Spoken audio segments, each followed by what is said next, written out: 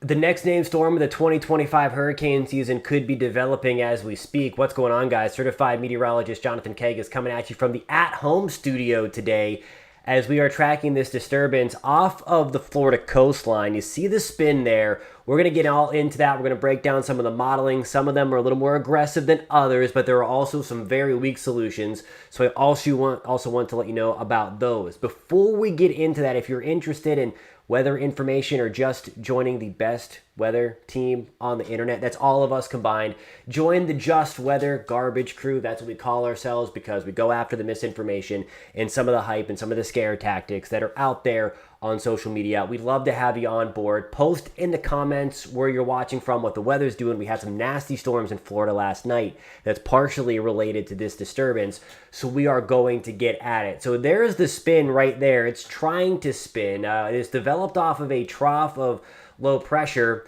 hanging off the southeast corner of the United States. If you remember when we came out with our seasonal outlook, one of the things that we talked about is we should see more homegrown storms this year, meaning that they develop close to home off of dying cold fronts, or those garbage looking storms out in the middle of the North Atlantic because it's so warm up there relative to the main development region. Well, so far we had Andrea that was short-lived and garbage looking, and now this is our second one to maybe develop anyway off of a dying cold front. So here is our disturbance. It's expected to do a little something like this, cross the Florida peninsula and then work its way up into that area. Now, its development opportunity is likely going to come, if it tries to, it's going to work its way in kind of this area along the North Gulf Coast after it moves away from Florida. There is maybe a very slim window of opportunity to develop over the Gulf Stream east of Florida, but the most likely scenario, if this is going to develop, should come to the Gulf side of Florida. Regardless, some pretty heavy rain is coming to the Florida peninsula, and we are going to get all into that. We're going to go over some of the models now to show you what can be expected here. So let's take this forward and let's see the thunderstorms. This is later tonight. So this is going to be Monday night. We're looking at the GFS now. And what this does and what this shows is just some routine thunderstorms kind of influenced by that tropical moisture surging into Florida. So it helps to give them a little bit of extra juice. In terms of where this is going, let me exit out of my telestrator and let's take this forward. It's not much according to the GFS. So it's just a very discombobulated, disorganized rainmaker for parts of the North Gulf Coast. So that is the GFS solution. I want to show you now the European solution. This is going to be the AI model. It shows something a little more organized. That is the area of low pressure working towards New Orleans as a 10-12 millibar low. That is a very weak system. And that system, again, could be a tropical storm at that point. So again, nothing significant in terms of the wind or storm surge and things like that. But the rainfall, you see all the green there, that could be significant. The icon model, this is the one that you're likely seeing all over social media. This is the outlier, and it does show a hurricane in the southeast corner of Louisiana. My take on this, people are sharing it for clicks.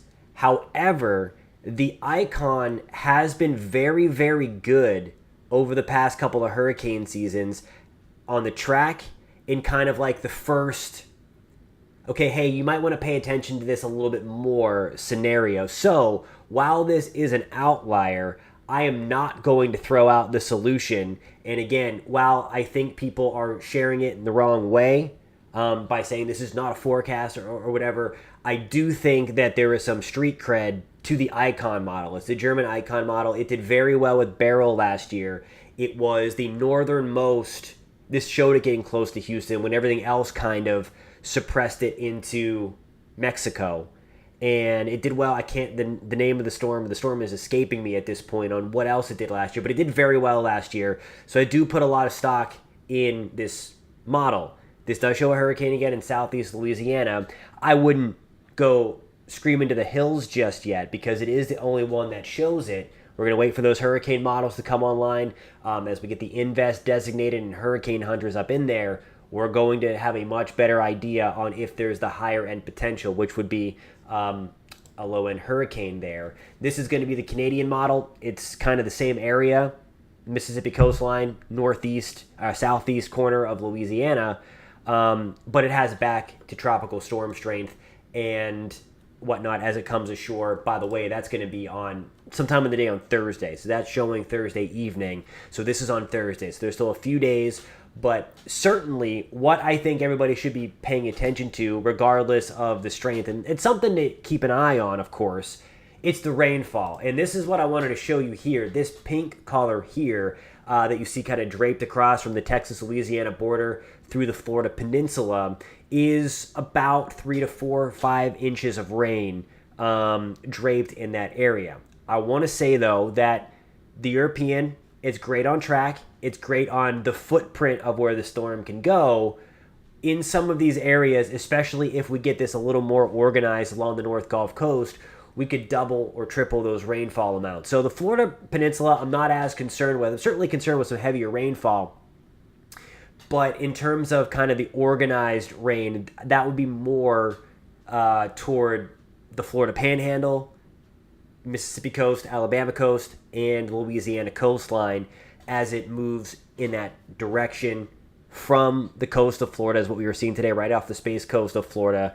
Pretty much the kind of quasi-center anyway is hanging off the Kennedy Space Center, and then it's going to work its way through the Gulf over the next couple of days, likely coming ashore sometime on Thursday. Still unclear as to what it's going to be, but hurricane hunters are going to get up in this thing, and we're going to get the hurricane models on them, and that will give us a much better idea.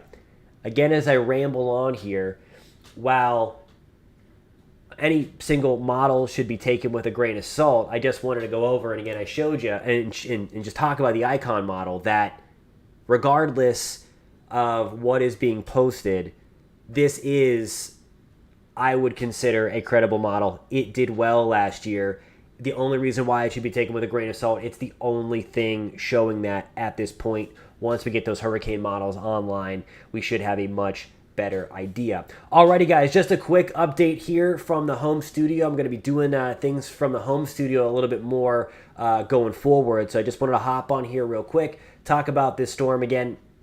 There shouldn't be a high ceiling with this storm, but with the Gulf super warm, we're going to be watching that closely going forward. Again, post in the comments where you are tuning in from. I'd love to know where you're watching from. Of course, we're thinking about everybody that's been impacted by the terrible flash flooding in Texas, ridiculous heart-wrenching flash flooding that's going on in Texas, and also in North Carolina, courtesy of Chantal that came across, made landfall last weekend now. And that's the other thing that I will end on here, kind of that public service announcement. Don't pay attention to the category. We could be looking at another sloppy system that brings a lot of rainfall and could cause some really, really bad flooding, like with what we saw in Chantal and North Carolina. Alrighty, guys, got to wrap things up. We'll catch you later. Please post in the comments. And if you found this helpful, and if you want to be a part of this great weather team, this community as we are building, please hit that subscribe button. At least consider it. And we'll catch you next time.